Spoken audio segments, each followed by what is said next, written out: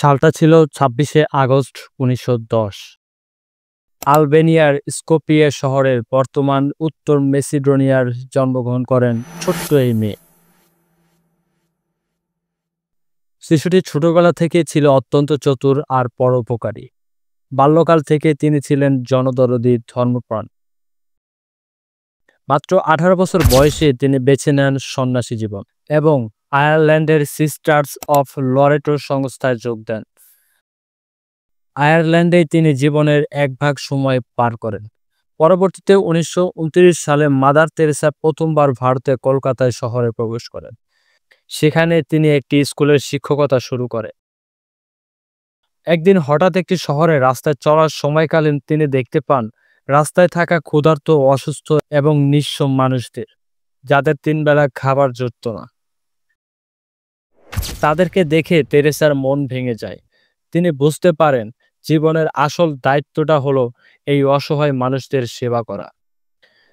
জীবনের প্রথম ১৯৫০ সালে মাদার তেরেসা প্রতিষ্ঠা করেন মিশনারি অফ চ্যারিটি।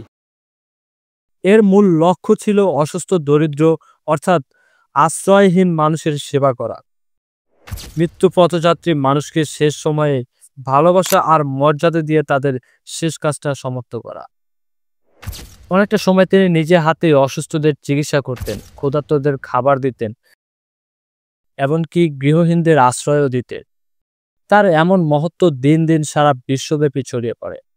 শুধু ভারত নয়, পৃথিবীর নানা দেশে তিনি হাসপাতাল, অনাথ আশ্রম ও দরিদ্রদের জন্য আশ্রয়কেন্দ্র গড়ে তোলেন।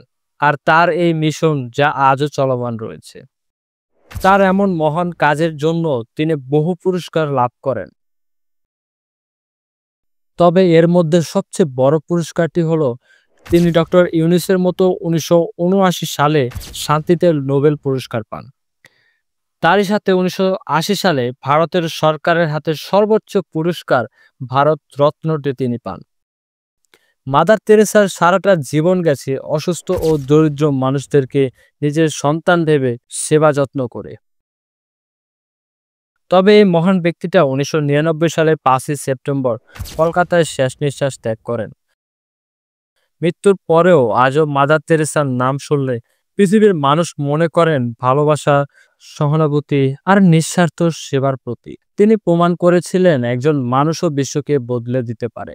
তবে যদি চাই আমি আপনি এমন মহৎ কাজ করেও জীবনটাকে পরিবর্তন করতে পারি, বিশ্ব দরবারে নিজেকে উপস্থাপনা করতে পারি, যেন মৃত্যুর আগেও মানুষ স্মরণ করে আর মৃত্যুর পরেও সবাই স্মৃতিতে গেঁথে রাখে, যেমনটা মাদার তেরেসাকে সবাই রেখেছিল।